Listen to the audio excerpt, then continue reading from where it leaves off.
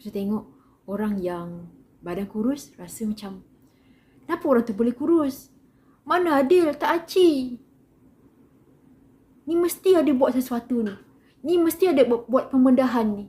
Ni mesti ada potong sana, potong sini ni. Tak aci, tak adil. Tapi diri sendiri lantak makan semua benda. Nyam, nyam, nyam. Tak nak bergerak, tak nak exercise.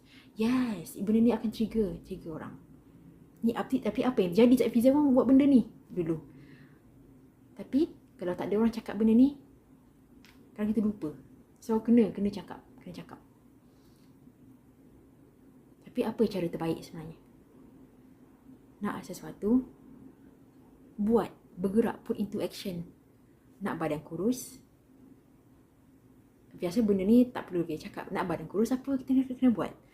Of course, salah satu dia diet. Fokus makanan-makanan sihat. Banyakkan sayur dan buah.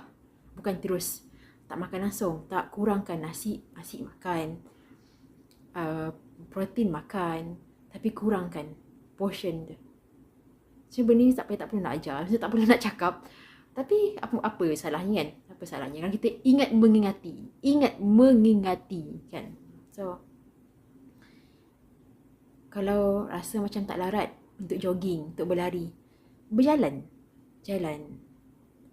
Fiza pun nak kata body goals tu tak adalah, tapi untuk badan Fiza daripada sebelum ni, sebelum Fiza pernah naik juga badan. Dulu berat Fiza hampir 70. Makan kan. Sebab favorite Fiza makan, suka makan tapi tak nak bergerak kan. Tapi lepas tu lepas tu kena sihir santau. Gila hari tu. Awal bulan 1. Dahsyat dia punya sihir santau dia. Setiap hari bang. Kurus, turun berat masa tu. Memang miracle lah. Keajaiban. Dia masih hidup hari ni. So turun berat Fiza jadi 50.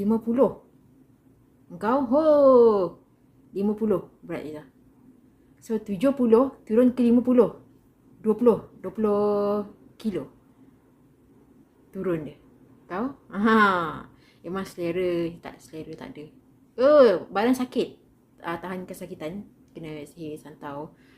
Kena destiny swap lagi.